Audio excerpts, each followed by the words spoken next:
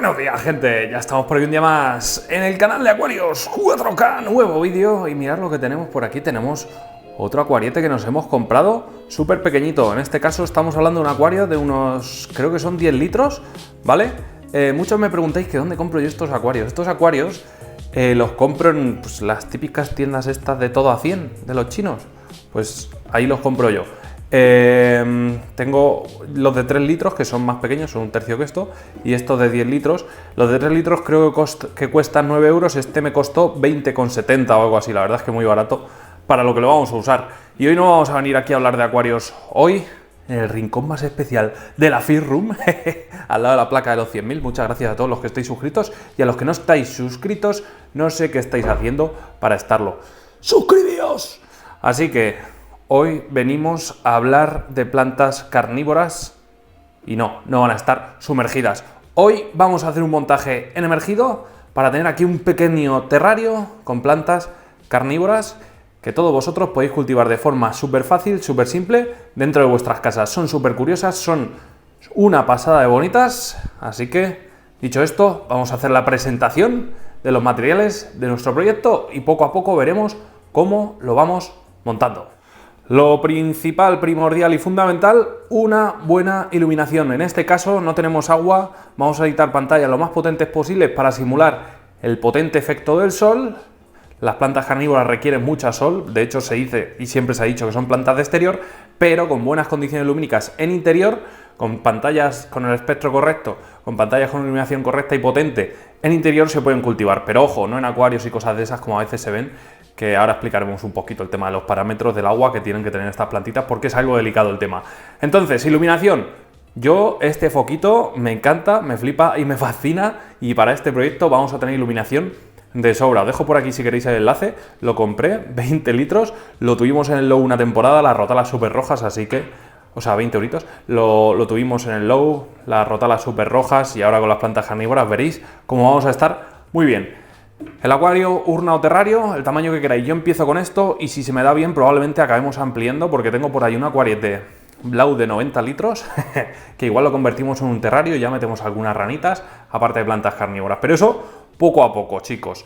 Entonces, el terrario o acuario fundamental, cuanto más alto posible para que se guarde la mayor cantidad de humedad posible dentro de estas 4 paredes de cristal, ¿vale? Más cositas. Vamos al sustrato. Necesitamos una mezcla de perlita con turba rubia. Yo en este caso la mezcla que suelo hacer es 50% turba rubia, 50% perlita. Podéis hacer también un 60 turba, 40 perlita, pero bueno, ¿para qué se utiliza la perlita? Para oxigenar, para huecar, para, pues eso, hacer un sustrato lo más mullito posible. La turba rubia, conforme va pasando el tiempo, se va compactando, entonces las raíces de las plantitas carnívoras, que son muy delicadas, les cuesta mucho. Entonces la perlita se utiliza para huecar, para darle esponjosidad al sustrato, fundamental. No podéis utilizar otro tipo de sustratos, ¿vale? Fibra de coco no acaban de ir bien, y demás sustratos, imposible utilizarlos. La fibra rubia, o sea, la turba rubia es de lo que mejor va, ¿vale? También hacen mezclas de turba rubia con arena de sílice. Las nepentes, por ejemplo, que son otro tipo de plantas carnívoras, requieren pues sustratos especiales con corteza de pino y demás, pero bueno, en este caso, algo muy básico y fundamental que podemos encontrar en cualquier centro de jardinería. Por ejemplo, yo esto lo compro en el Leroy, ¿vale? En el Leroy Merlin. Pero bueno, por si acaso alguien no tiene el Leroy Merlin, pues os dejo por aquí enlaces de Amazon por abajo para que podáis pasar y comprarlo. Unos tronquitos, en este caso yo utilizo tronco madera de deriva, driftwood de esta en concreto es la Dragonwood, que es un pasadote. Esto es para darle un toque, ¿vale? No es obligatorio, podéis hacerlo simplemente así y ya está. Y, o sea, con el sustrato, un poquito de musgo que ahora veremos y poco más, pero bueno, le metemos algo de madera para que sea un poquito más vistoso. Importante, rocas. Yo no recomiendo utilizar rocas. En caso de que utilicéis rocas, tienen que ser rocas no calcáreas, ¿vale? O sea, rocas que no alteren los parámetros del agua, que no suelten carbonatos al agua. Los carbonatos a las plantas carnívoras, en su mayoría, hay algunas pinículas que no les afecta la presencia de carbonatos en el agua, en el sustrato, pero los carbonatos en presencia de plantas carnívoras no son amigos. Entonces, si utilizáis alguna roca, que sea sin carbonatos. Ahora, como base fundamental donde se van a sentar mis plantas carnívoras, voy a poner mucho musgo de Sphagnum, ¿vale? Este musgo de Sphagnum, musgo de turbera, lo podéis encontrar igual en tiendas ya dedicadas al tema de las plantas carnívoras, bonsáis y demás. Es un musgo que tiene una propiedad que es brutal. Es capaz de almacenar 20 veces su peso en agua. ¿Qué quiere decir esto? Que si, por ejemplo, cogemos un gramito de musgo, ese gramo de musgo va a poder atrapar 20 gramos, en este caso, de agua, ¿vale? Es un pasadote, además es un musgo que cuando se pone verde es súper intenso y súper bonito, ¿vale? Este obviamente no se puede utilizar en emergido, en acuarios y demás. Aguanta una temporada en sumergido, pero no es conveniente. Además le gusta el agua muy pura, agua sin carbonatos nuevamente, entonces pues dentro de acuarios es complicado su reproducción. Eso lo vamos a poner en plan para naturalizar ese sustrato, para que no se nos vea todo el sustrato y quede un poco feote. ¡Ay, que me da lipo! Para naturalizar el sustrato y que quede un poco feote, ¿vale? Así que ya tenemos más o menos todo. Vamos con las plantas carnívoras que vamos a meter de inicio, aunque luego vamos a meter alguna que otra más, ¿vale? Pero de inicio van a ser estas. Vamos a meter una pingícula seriana, variedad Victoria, ¿vale? Es un pasadote de planta carnívora. Esta es una de mis pingículas favoritas. Ahora explicaremos un poquito cuando las tengamos plantadas, las propiedades de estas plantas y cómo atrapan y son capaces de comerse a esos bichos, a esas personas, a esos animales. En fin, un pasadote de planta que la verdad es que va a hacer aquí las delicias. Esperemos que se ponga de colorcito así rojizo. La siguiente sería una pingícula Gracilis por Moctezumae, ¿vale? Estas plantitas generalmente provienen todas de México, todas las que vamos a ver en el día de hoy, y son plantas que son una verdadera maravilla de la naturaleza, aunque en este caso la naturaleza ha estado un poco intervenida por el hombre. Como veis, se ha hecho un cruce, ¿vale? Esa Gracilis por Moctezumae quiere decir que se ha mezclado una pingícula Gracilis con una pingícula Moctezumae y se ha obtenido este cruce que es una pasada. Os dejo por aquí una foto porque de verdad merece muchísimo la pena y yo creo que va a quedar espectacular en este montaje. Y por último tenemos por aquí una pingícula agnata por Gypsicola. Igual, misma explicación que antes, es un cruce y es un clon del cultivar Kate Liester. Es un pasadote también de planta. O sea que telita todo lo que tenemos aquí. Tenemos cosas interesantes. Y ahora, para mí, una de mis plantas favoritas, proveniente de Australia, ¿cuál es? Pues aquí hemos sacado de la hibernación a uno de mis ejemplares de Cephalotus follicularis. Un pasadote de planta carnívora que es increíble. Esto es una joya botánica, viene de Australia, directita. Y bueno, yo la mantengo ya por más de 10 años en mi casa, la planta madre junto con las hijas. Esta es una de las hijas que va sacando, pues la planta madre se va dividiendo, y al final pues tenemos muchos clones idénticos de nuestra madre. Entonces, esto es una línea que lleva conmigo más de 10 años y tengo una especie de cariño por ella.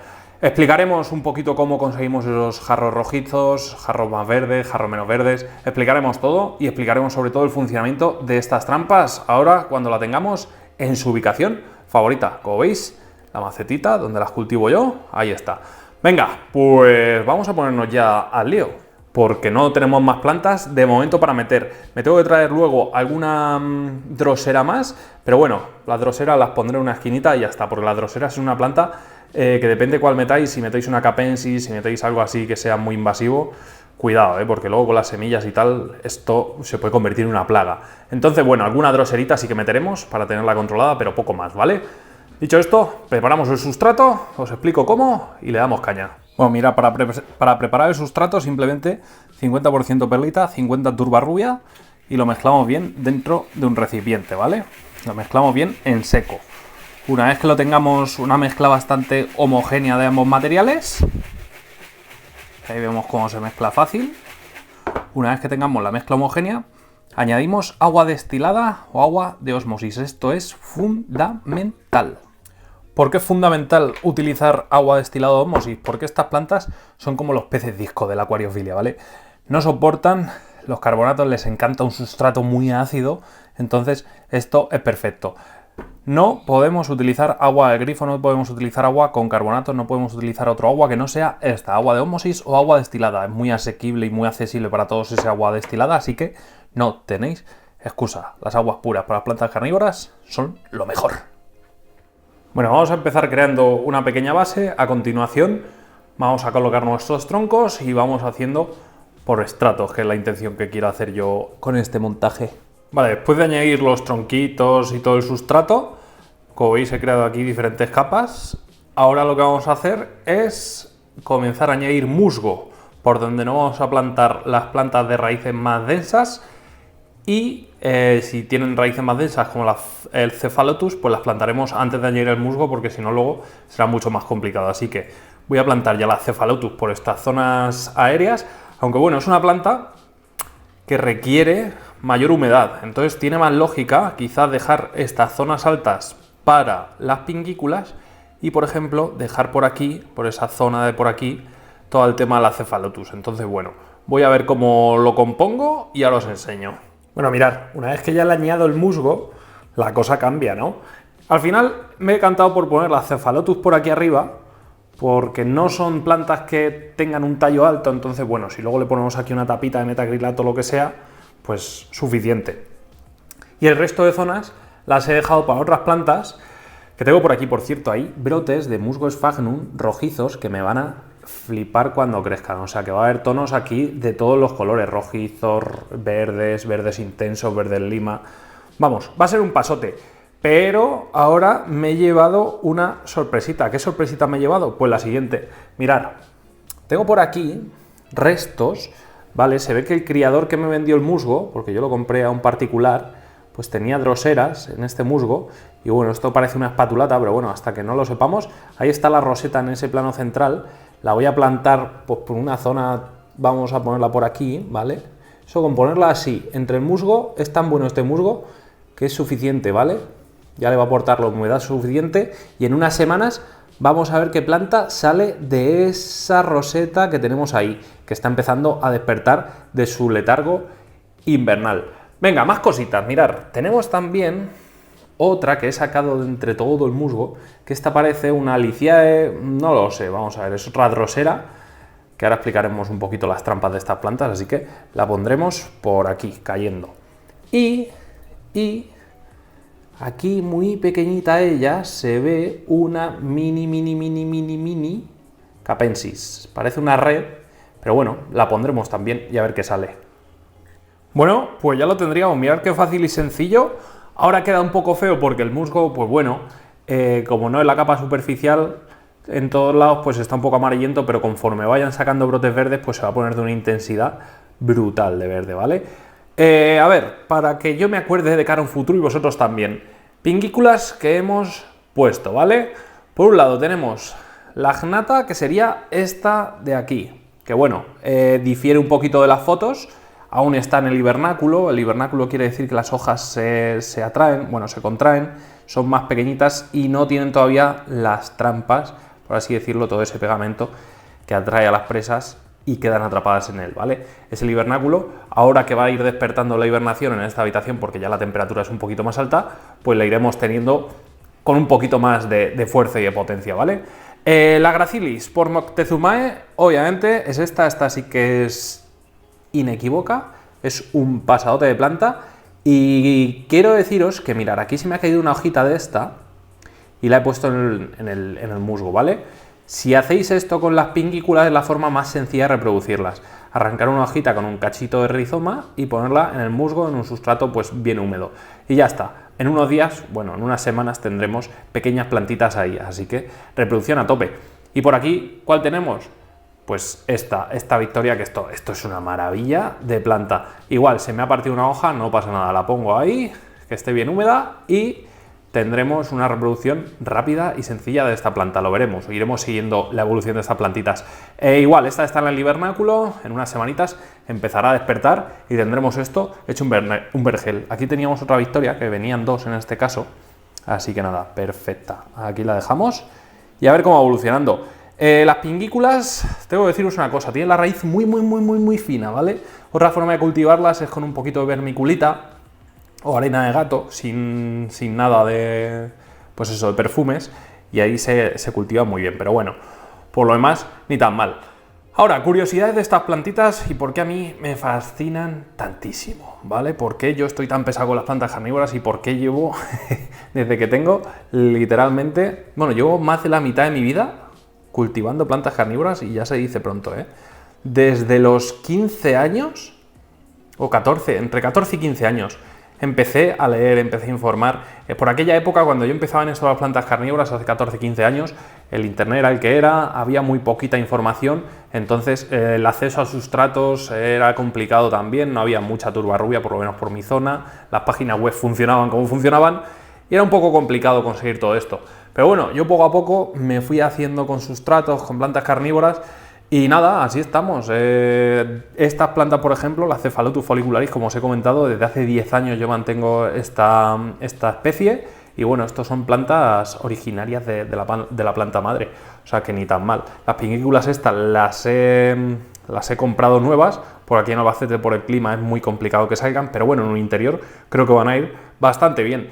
Y nada, las droseras y eso sí, droseras y eso he tenido toda la vida, pero bueno, aquí las dejaremos, iremos siguiendo la evolución semana tras semana de cómo van creciendo y obviamente disfrutaremos de todo esto. ¿Por qué a mí me fascinan estas plantas que me han dado por las ramas? Es una planta brutal, es una planta que ha evolucionado de forma distinta a otras plantas.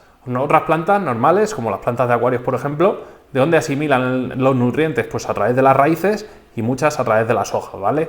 Son capaces de asimilar los nitrógenos, los compuestos nitrogenados, los fosfatos, los compuestos provenientes del fósforo, potasio y demás micro y macroelementos.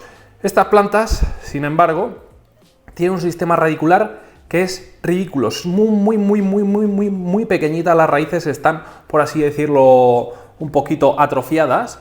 ¿Por qué? Porque la planta poco a poco va utilizando las raíces única y exclusivamente solo para anclaje y asimilación de pequeños microelementos, ¿vale?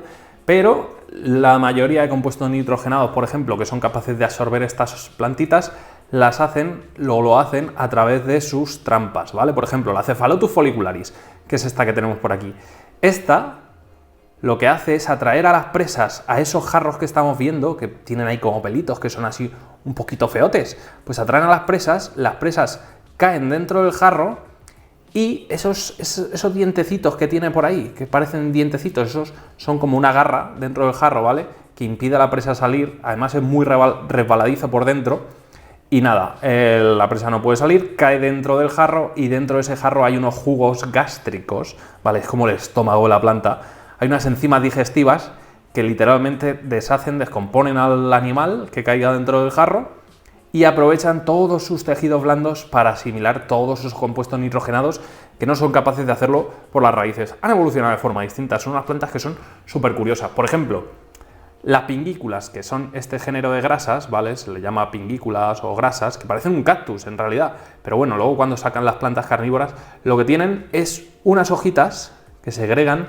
mucho mucílago, ¿vale? ¿Qué es el mucílago? Es una especie de pegamento que atrae a los insectos, tanto por el color de la planta como por los aromas que desprende, y que bueno, lo que hace este mucílago es quedarse, o sea, es muy densamente pegajoso, y esto lo que hace es atrapar al insecto, generalmente dípteros, generalmente pues eso, mosquitos, pequeñas moscas y tal, que tienen alitas pequeñas, se quedan pegados y son incapaces de despegarse. Hasta las hormigas, que son los animales así más fuertes en escala, se quedan pegadas aquí en estos pegamentos que generan estas hojas. Una vez que el animal muere, la planta lo que hace es segregar en la propia hoja, pues igual, sustancias que digieren, esas pequeñas enzimas digestivas que digieren a las presas y se alimentan básicamente de ellas. Así funciona una planta carnívora, estas. Luego están las Dionaea muscipula, la típica Venus atrapamoscas que conocemos todos con la boca, que esa, bueno, cierran la trampa y dentro de esa propia trampa se agregan las enzimas durante una semana y en una semana tienen el insecto digerido. Pero eso ya hablaremos. Y las dróseras, que son estas que tenemos por aquí, lo que pasa es que ahora no vemos ninguna hojita así ya bien formada, igual, tienen pelitos en los que generan en la punta del pelito un pegamento, el animal cae y se pliega a veces la hoja sobre el insecto y se lo comen. Pero esto lo iremos explicando. A mí eso es algo que me fascina, o sea, cómo son capaces los seres vivos de adaptarse para conseguir ese alimento tan necesario para todos, es algo que a mí me fascina desde siempre y por eso me gustan tanto estas plantas carnívoras. Así que no voy a dar más la turra, este es mi primer proyecto de plantas carnívoras indoor. Si os ha gustado y queréis más vídeos sobre este tema, ¿qué tenéis que hacer? Darle like al vídeo, suscribiros al canal, campanita para recibir todas nuestras notificaciones y darle a like si queréis que metamos más especies de plantas por estas zonas bajas de aquí. Nada más, nos despedimos. Hasta un nuevo vídeo. Adiós.